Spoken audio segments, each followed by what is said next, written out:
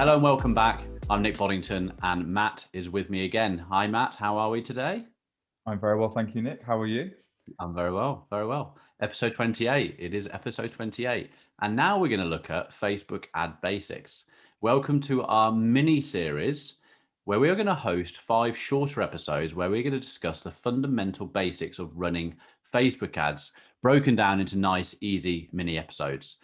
This is going to be part 1, and we're going to be setting up your ad structure correctly, taking a deep dive into the pixel, the Facebook page, iOS 14, and then a catalog if you are using e-commerce. So let's get right into it. Morning, Matt. Good morning. Happy Wednesday. Happy hump I didn't mean to day. say morning. It's morning. Happy Morning. Wednesday. Yeah. So we decided that we're going to do this mini series of 5 episodes, part 1 to 5. Reason being, and for anyone listening to this who's gone, oh, maybe I'll listen to it, we want the people who are actually better at Facebook ads to actually listen to this, because sometimes they're only going to be small, 10, 15 minutes long, and we need to be reminded of these basics, because we come across a lot of people who, even on my consultancy calls where they're running ads and they're like, oh, yeah, I haven't set that pixel up yet. I need to get back to that. And it's like, whoa, what? What do you mean? That is a fundamental thing you need to get right first. I'm going to take my glasses off. So that's what we're going to go over on these series. So we're going to look at those particular things on this episode, probably slightly longer, and then we're going to go into the audiences, then we're going to go into setting up the ads, CBO and everything, and just take people through that step. So if you're listening to this and you already know what you're doing, just listen to these just to get a step-by-step process as well. Would you not agree? Yeah, absolutely. There's no harm in just refreshing, rejogging your memory of what needs to be set up before. And I think that has changed recently as well because of iOS 14, which I know that we're going to go into. But I think there are a lot of people out there that are starting out. I think especially what's happened in the world. People have pivoted and changing their business and looking more now to online advertising. So there will be a lot of fresh faces in the space that may not realize how much actually goes into getting things going. It's boring.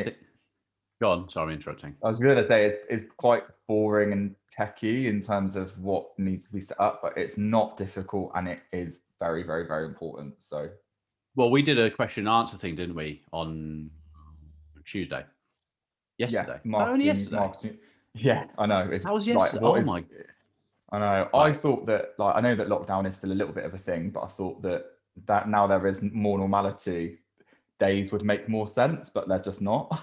I can't believe that was yesterday morning. I thought that was like 2 days ago. I know, it's mad, isn't it? So we did a Q&A with James as well, who avid listeners to this podcast will know James, my business partner, who comes on, swears a bit, takes the piss out of each other and then goes again.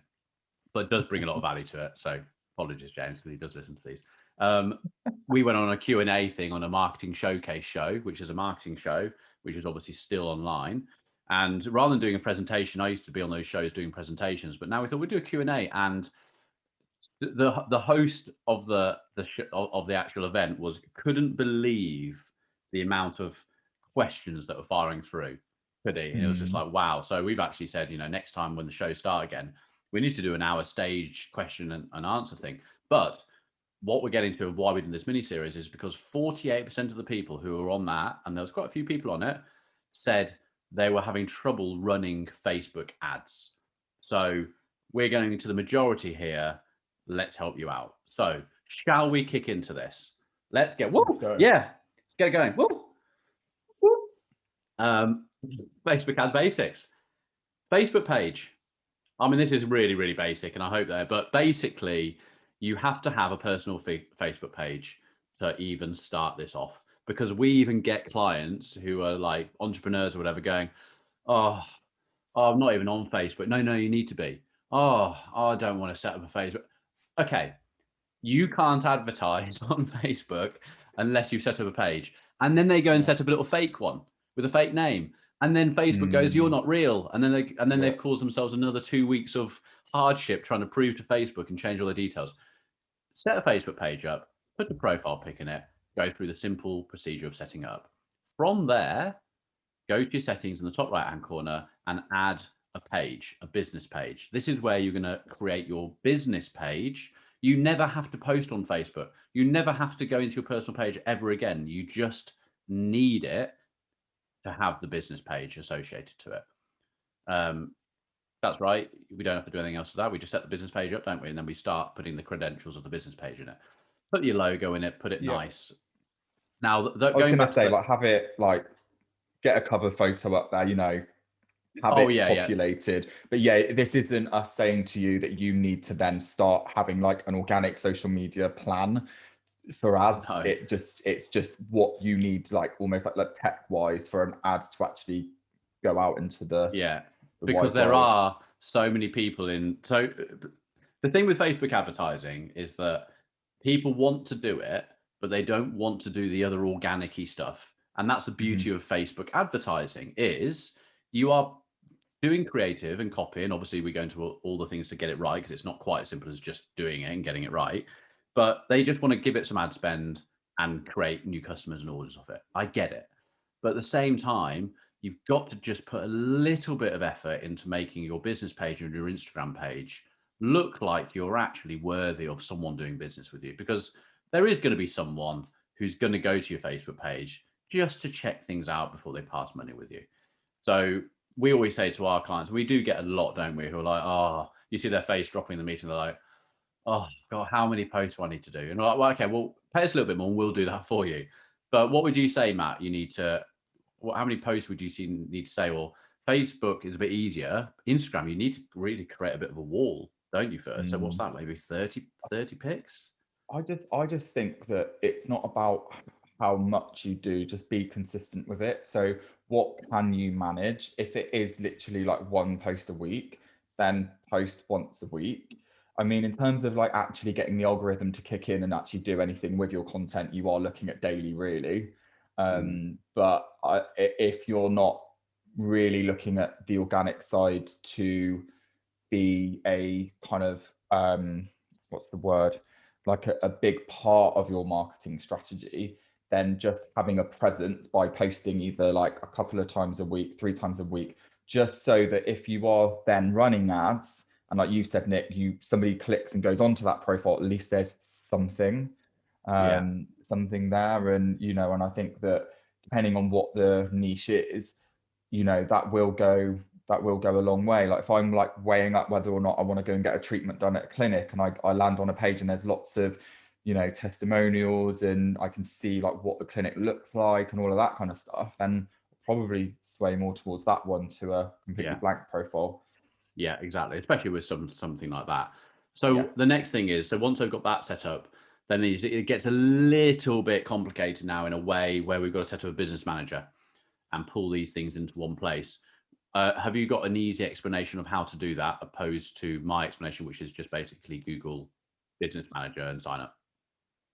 That's probably the easiest thing. Yeah, you can go to it's business.facebook.com, and you need to be logged into your Facebook account. So if you get to that page and you've not got a business manager, you will know, because it will ask you to sign up, because it can tell that you're signed into Facebook and you don't yet have a business manager. Yeah, because the actual thing is, if you go, and what a lot of people who are starting this from the people I'm speaking to is, if you try and do this from your business Facebook page, it starts getting quite complicated, doesn't it? On where to go in your settings, and it says, and there's the ad center, but the ad center is not really about running proper Facebook ads. It's more about boosting, and you can kind of get lost in there. So as Matt said, you've done your Facebook page, business page, you've put your pictures on it and all that. So you've done some posts.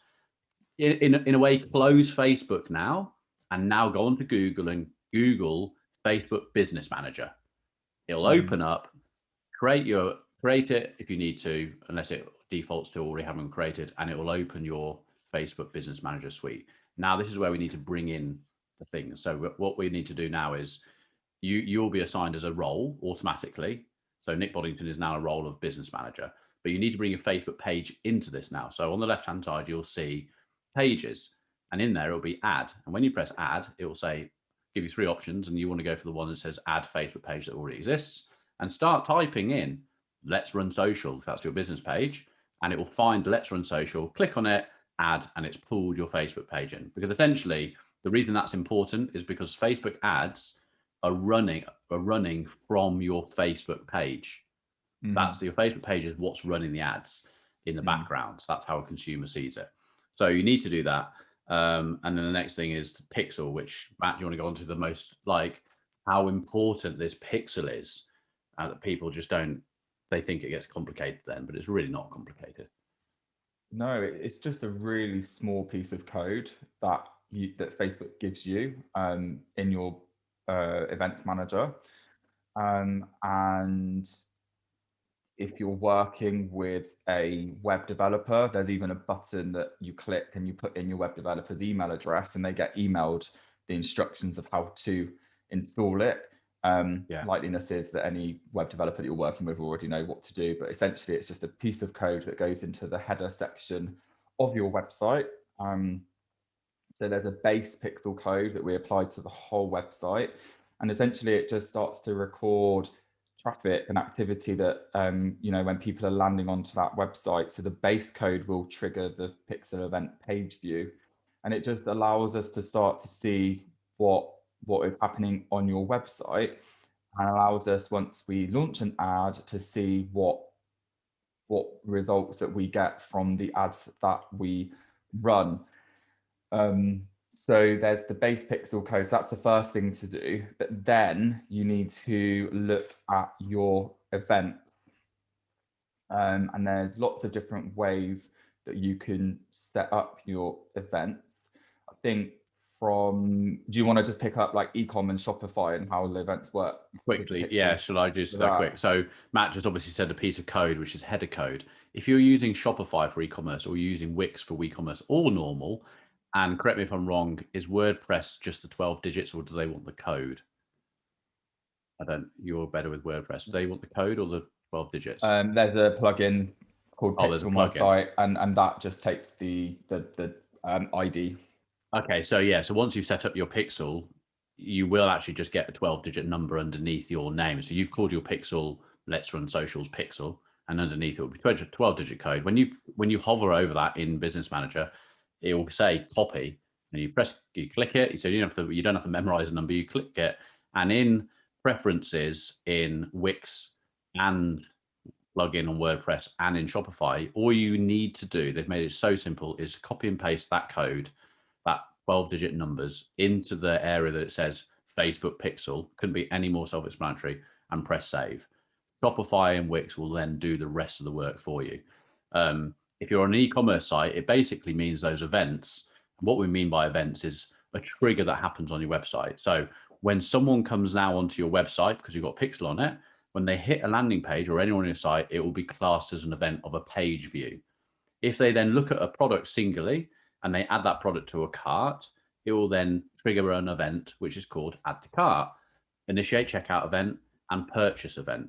And those are the sort of things. So then later on, when you've starting to get a lot of people on your website, you can start seeing in another area of Facebook Business Manager, which is called the events area, it will show you how many page views you've had, how many add to carts you've had, how many checkouts you've had, and how many purchases. And then from an advertiser's point of view, we can start seeing how we're going to run the ads to make you take more advantage in getting more orders. And that's basically how it works with those. So yeah, nice and simply, those big companies like Shopify have done the hard work for you. And that differs slightly with lead gen. So let's say that you have a landing page for like a freebie lead magnet, and then you want to, signify that lead back to Facebook when they opt in. So when they get to the thank you page, that's where you want to set up your pixel event for that. So the way that I do that mostly at the moment is through the event setup tool within Facebook. So I try to avoid putting any manual coding into pages and do it that way. I think Facebook are trying to kind of steer people away from doing that, but that is still an option of doing it. If you Google, you'll be able to find different instructions on how to do that. And the other way that you can do it, so say you have multiple lead magnets, you can set up custom conversions, and you can have a custom conversion set up for different URLs. So say you've got multiple lead magnets and you want to show say you run one ad, but then they then go on to do opt into other lead magnets, you can show them in separate columns within Ads Manager and as a custom conversion. Okay. So before we go on, are we going to go away from the pixel, then we're going to go back to it for the event setup and iOS 14? But just for people who are going into e-commerce or have an e-commerce site, we just need to bring the catalog into Facebook. So what we're going to do is we're going to go back into Shopify or your plugin or Wix, and there'll be another area which is to create a catalog. Now, if you're in Shopify, the best way to do this is using a Flexify app. I don't like Shopify's own version of pulling a catalog through. I don't know why. I've just never really got on with it. I just find a few problems. So download the Flexify app and follow the very three-step stage instructions on building a catalog in your Shopify. And basically what all those plugins are going to do is create a little URL feed. You're then going to go back, you're going to copy and paste that URL feed very simply. I know this sounds like it might be complicated, but it's really simple step by step. You're going to go back to Facebook and you're going to go into Commerce Manager in your Business Manager, and you're going to create a catalog, and then you're going to set up a feed, and you're going to paste that URL into the feed. Press save. You can set your feed to come in every 24 hours or every hour or whatever. It depends on how often you're updating your website. I would recommend just every 24 hours and save your feed. You then have built in all your products have now been pulled across from your Shopify or equivalent through the data feed into Facebook catalog.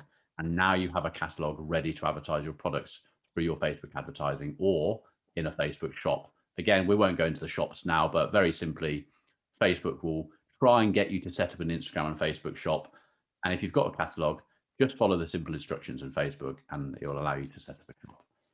Back to the Pixel and iOS 14, the boring part. Yeah, so just Google iOS 14 if you're not familiar with it, but there's been a big impact on Facebook ads and the introduction of iOS 14. Thank you, Apple. So Facebook have worked really hard in a very short space of time actually to try and make this, work for us advertisers and business owners that run ads. But what you do need to do now is verify your domain name. So you won't be able to actually run any ads until you do that. Again, that's in Business Manager. On the left-hand side, there's a domain section, and then there is on-screen instructions of how to do that. So, and Facebook has lots of help guides. So first of all, verify your domain name. That just confirms that it is your domain name and that the ads that you are running will be for that particular website.